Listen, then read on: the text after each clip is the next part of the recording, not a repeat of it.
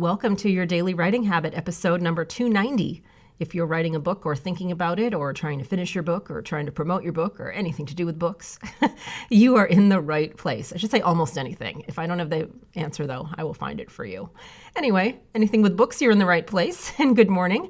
I'm your host, Christine Whitmarsh. If you're looking for me online, look for Christine Inc., I-N-K. Each day, I'm sharing with you the writing habits I've learned over my 18 years as a ghostwriter, book coach, and author. I have found that three things in particular have a huge impact on your success as an author, and they have the ability to turn a quote-unquote non-author into a published one. Those three magic secret things are writing fundamentals, productivity, and mindset habits. Once again, good morning. Happy Sunday. As we do every Sunday here on your Daily Writing Habit, it is Sunday story time, where I grab a book off my bookshelf here, whether it is my own or my clients, or a book that has had an impact on me that I feel can be useful to you as an author, and I read an excerpt, and then I connect it to some sort of lesson or thought or takeaway that I think will be valuable for authors. So today, I actually pulled a book that I am currently reading. It is called Atomic Habits, an easy and proven way to build good habits and break bad ones, and the author's name is James Clear. So let's learn about habits, since as we know from the top of every show, that is one of the three things that can turn a non-author into an author is the right habits. Here we go. Each habit is like a suggestion. Quote, hey, maybe this is who I am, end quote. If you finish a book, then perhaps you are the type of person who likes reading. If you go to the gym, then perhaps you are the type of person who likes exercise. If you practice playing the guitar, perhaps you are the type of person who likes music. Every action you take is a vote for the type of person you wish to become. No single instance will transform your beliefs, but as the votes build up, so does the evidence of your new identity. This is one reason why meaningful change does not require radical change. Small habits can make a meaningful difference by providing evidence of a new identity. And if a change is meaningful, it actually is big. That's the paradox of making small improvements. Putting this all together, you can see that habits are the path to changing your identity. The most practical way to change who you are is to change what you do. Here are some examples. Each time you practice the violin, you are a musician. Each time you start a workout, you are an athlete. Each time you encourage your employees, you are a leader. Each time you write a page, you are a writer. Each habit not only gets results, but also teaches you something far more important, to trust yourself. You start to believe you can actually accomplish these things. When the votes mount up and the evidence begins to change, the story you tell yourself begins to change as well. Of course, it works the opposite way too. Every time you choose to perform a bad habit, it's a vote for that identity. The good news is that you don't need to be perfect. In any election, there are going to be votes for both sides. You don't need a unanimous vote to win an election. You just need a majority. It doesn't matter if you cast a few votes for a bad behavior or an unproductive habit. Your goal is to simply win the majority of the time.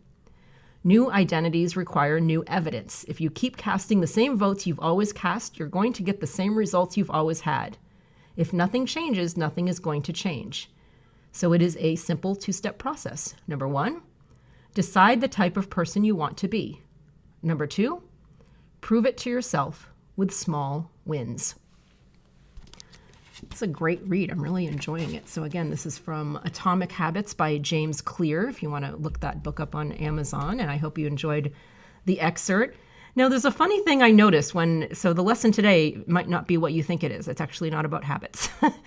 So a funny thing I noticed about this book when I started reading it, I got a massive deja vu.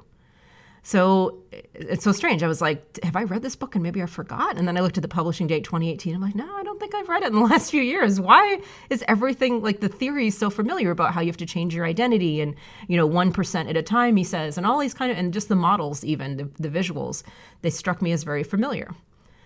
So the major pieces of the models, they reminded me an awful lot, I finally realized, of another habits book I read and was influenced by just a few years ago, a book called The Slight Edge by Jeff Olson. Now, am I accusing one book of copying the other? Absolutely not. because really there's probably one rather universal model based on, for habits, based on research, probably by behavioral scientists in some sort of behavioral science lab somewhere, and maybe they didn't want to write a book about it. So these guys do. So both books are probably drawing from this model in some way, and they're making it their own. How many different ways can you reasonably convey the same information, after all? How many wheels can we reinvent as authors? So the point I'm making is that the major differentiators between these two books with similar content are the personal stories and therefore perspectives of the authors. I'm bringing this up to you to remind all of you who are still on the fence about writing a book but afraid your material isn't original enough that it doesn't matter. No book writing wheels are being reinvented at this point anyway. It's nearly all about you, your story, and your perspective, so don't worry about the wheels. Focus on the uniqueness that you bring to your book. And these are both massively successful books. I mean, these are both New York Times best-selling books that have sold millions of copies, and they've made their authors extremely successful. And both books did extremely well. I wonder if I'm the only one that noticed that. It's like, this is the same thing. But both books have done they're doing extremely well.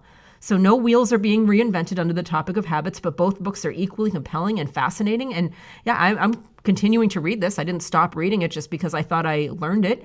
I'm at a different I'm at a different stage of the process of, forming and cementing my habits too. So I'm even as a reader looking at the book from a different place. So I figure, bring it on. I will learn it again because I'm sure there's something else I can learn, especially from this particular author's unique perspective.